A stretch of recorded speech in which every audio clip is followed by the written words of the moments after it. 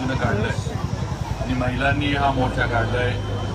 या मोर्चाचा उद्देश एकच आहे की जे पंतप्रधान मोदीजी आणि केंद्र सरकार भारतीय जनता पार्टीच्या नेतृत्वात जे काम करते आणि महिलांना आरक्षण देण्याचं विधेयक आपण आणलं होतं आणि 2-3 दिवस आपण टीव्हीवरची सगळी चर्चा ही संपूर्ण देशानं बघितली आणि पंतप्रधान म्हणून मोदीजींचं काय विचार होते। बाकी गृहमंत्री अमित शाह साहेबांनी पण संसदेमध्ये आपल्या देशाच्या काय या विधेयकाबद्दल या आरक्षणाच्या बाबतीत ते मांडले हे सगळ्यांनी ऐकले। आता समोरचे जे विरोधी आहेत काँग्रेस असेल समाजवादी पार्टी असतील किंवा त्यांचे सहकारी असतील आपले दक्षिणेतले त्यांचे सहकारी आता ह्यांचं फक्त स्वतःचं म्हणजे तोंड कसं लपवायचं हे चाललंय म्हणून आता हे महिला आरक्षणच नव्हतं डिलिमिटेशन होतं असं होतं तसं होतं सगळं आता नुसतं गोलगोल मांडायचं चाललंय। एक आहे की आम्ही भारतीय जनता पार्टीच्या वतीनं काँग्रेस आणि त्यांच्या सर्व महिला आरक्षणाच्या या बिलाला विरोध करणाऱ्या सर्व पार्टींच्या आमच्या सातारा जिल्ह्याच्या सर्व माझ्या भगिनींच्या वतीनं आम्ही तीव्र विरोध करतो।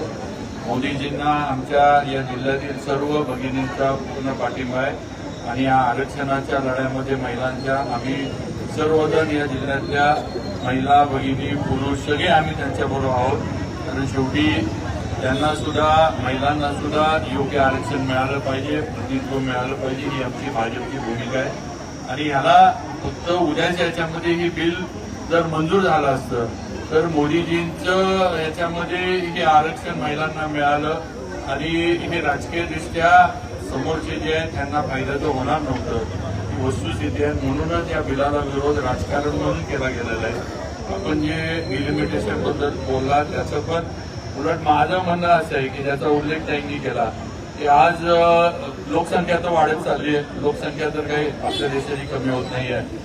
आज सेन्सस पण जो आहे तसं पाहिजे तर आजचा सेन्सस तर अजून व्हायचं ह्या अजून आपण मागचा पण जो सेन्सस झाला तो पण आपण लागू केलेला नाही। असं असताना डिलिमिटेशन पण देशाचं शेवटी डिलिमिटेशन पण कायद्यानंच होतं म्हणजे काय म्हणतं घटनेनंच होतं ठीक आहे मला वाटलं म्हणून झालं किंवा तुम्हाला वाटलं म्हणून झालं म्हणून डिलिमिटेशन होत नाही। आणि जर लोकप्रतिनिधी वाढत असले जर संख्या त्याची वाढत असली केंद्रामध्ये जर जास्त खासदार या देशातून निवडून जाणार असले जास्त लोकांचं जर प्रतिनिधित्व करण्याची संधी मिळणार असली विधानसभेमध्ये जर जास्त आमदार जर निवडून येणार असले आणि जास्त लोकांना प्रतिनिधित्व करण्याची संधी मिळणार असली तर यात वाईट काही नाही आणि ह्याच्यामध्ये महिलांचं जे आहे ते आरक्षण त्या पद्धतीनं मिळावं ही आमची भूमिका आहे।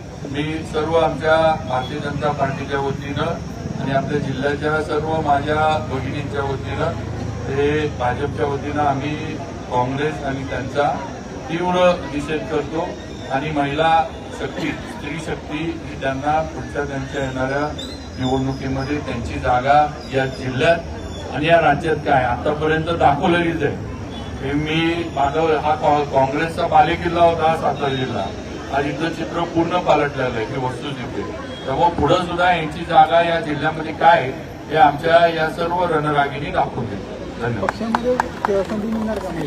100% आता सुद्धा आमच्या पक्षाचे पदाधिकारी आहेत आता प्रियाताई इथं जिल्हा परिषदला अध्यक्ष आहेत त्या आता राज्यावर काम करतात तेव्हा असं काही नाही पक्षामध्ये सुद्धा जिथं काम करणाऱ्या जे आपण फादर बॉडी म्हणतो त्याच्यामध्ये सुद्धा महिला काम करतात नुसतं तुम्ही म्हणाल तर महिला मोर्चाच्या अध्यक्षा महिलाच असणार पण फादर बॉडीमध्ये सुद्धा महिलांना प्रतिनिधित्व दिलं गेलंय।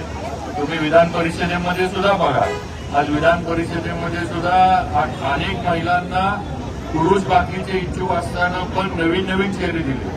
आज राज्यसभेमध्ये सुद्धा ज्या आपल्या मला वाटतं नागपूरच्या महापौर आहेत त्यांना त्या आदिवासी समाजातल्या त्यांना राज्यसभेवर भारतीय जनता पार्टीनं पाठवले।